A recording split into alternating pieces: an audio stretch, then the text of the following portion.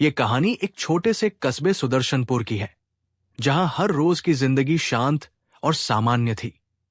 लोग अपनी दिनचर्या में व्यस्त रहते थे, लेकिन कस्बे की एक खासियत थी, यहां की लाइब्रेरी। कस्बे की इस लाइब्रेरी का नाम था ज्ञानदीप पुस्तकालय। ये लाइब्रेरी सैकड़ों साल पुरानी थी और इसमें कई दुर्लभ किताबें रखी थी। कस्बे के लोग लाइब्रेरी को बहुत महत्व देते थे, लेकिन लाइब्रेरी की सबसे अनमोल चीज थी सोने के अक्षरों वाली एक रहस्यमयी किताब। कहा जाता था कि ये किताब किसी को भी असाधारण ज्ञान और सफलता प्रदान कर सकती है, परंतु इस किताब को पढ़ने की शर्त थी कि इसे केवल वही पढ़ सकता था जो स्वार्थ, लोभ और बुराई से मुक्त हो। रहस्यमयी घटना। एक दिन सुबह सुबह लाइब्रेरी के केयरटेकर रमेश चाचा ने देखा कि वो अनमोल किताब अपनी जगह से गायब है। वो घबराकर लाइब्रेरियन सीमा जी के पास पहुंचे। दोनों ने पूरी लाइब्रेरी छान मारी, लेकिन किताब का कोई पता नहीं चला। सीमा जी ने तुरंत पुलिस को सूचना दी। कस्बे में हड़कंप मच गया। सबके मन में यही सवाल था, किताब कहाँ गई और किसने उसे चुराया? पुलिस ने जांच शुरू की। जांच की शुरुआत। इंस्पेक्टर अमित को इस मामले की जिम्मेदारी सौंपी गई। अमित तेज दिमाग और शांत स्वभाव के व्यक्ति थे।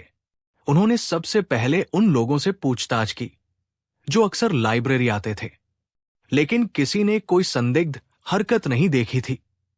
अमित ने रमेश चाचा और सीमा जी से किताब के बारे में पूछा। सीमा जी ने कहा, यह किताब सैकड़ों साल पुरानी है। इसे राजा विक्रमादित्य ने खुद यहां रखा था।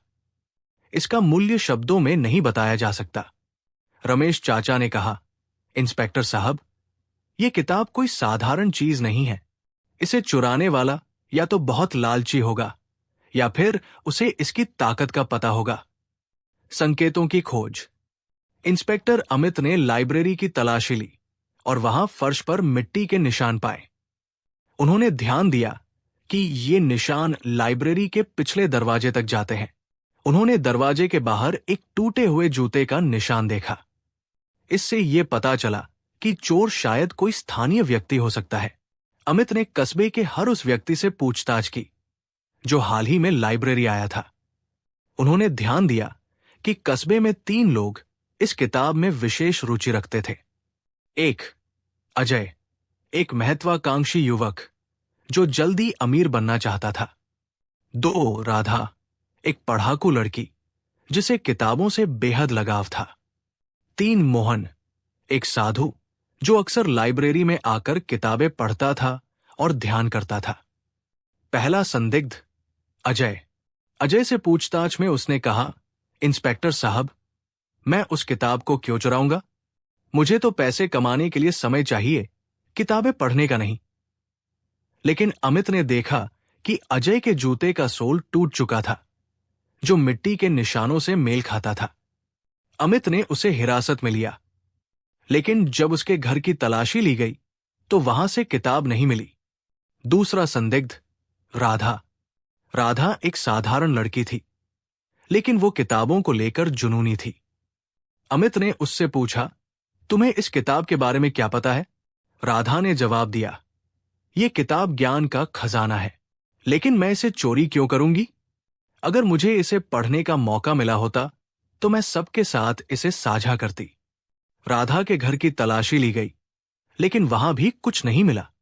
तीसरा संदिग्ध मोहन साधु। मोहन साधु के बारे में लोग कहते थे कि वो असामान्य ज्ञान और रहस्यमयी शक्तियों का दावा करता है। इंस्पेक्टर अमित ने मोहन से कहा, तुमने किताब चुराई है क्योंकि तुम इसे अपनी शक्तियों को बढ़ाने के लिए इस्तेमाल करना चाहते हो। मोहन मुस्कुराते हुए बोला, किताबें चुराने वाले साधु नहीं होते। मैं यहां केवल शांति और ध्यान के लिए आता हूं। लेकिन तुम्हें सच जानने की जिज्ञासा है तो मैं तुम्हारी मदद करूंगा। एक और सुराग। अमित ने ध्यान दिया कि लाइब्रेरी के पास के एक पेड़ के नीचे राख पड़ी हुई थी। वहां कुछ जले हुए कागज भी मिले। जब कागज को ध्यान से देखा गया तो उसमें सोने के अक्षरों के निशान थे। अमित को लगा कि किताब को जलाने की कोशिश की गई है। अमित ने रमेश चाचा से पूछा, किताब के बारे में ऐसी क्या खास बात है जो इसे कोई जलाना चाहेगा?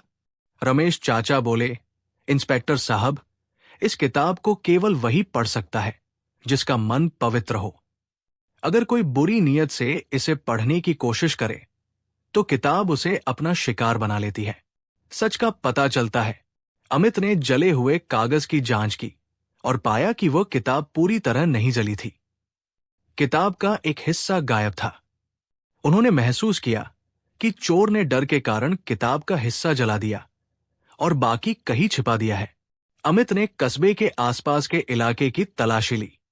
अंततः उन्हें एक पुरानी गुफा में किताब का बाकी हिस्सा मिला। वहां अजय बेहोश पड़ा था। उसने डर के कारण किताब को जलाने की कोशिश की थी, लेकिन किताब ने उसे चेतावनी दी और वो बेहोश हो गया। कस्बे के लिए सीख। इस घटना के बाद किताब को फिर से लाइब्रेरी में रखा गया और इसे देखने की अनुमति केवल लाइब्रेरियन को दी गई। अमित ने कहा, यह किताब केवल उन लोगों के लिए है जो दूसरों की भलाई के लिए काम करना चाहते हैं। यह हमें सिखाती है कि स्वार्थ और लालच का अंत विनाश ही है। अजय ने अपनी गलती मानी और कस्बे की भलाई के लिए काम करने की कसम खाई।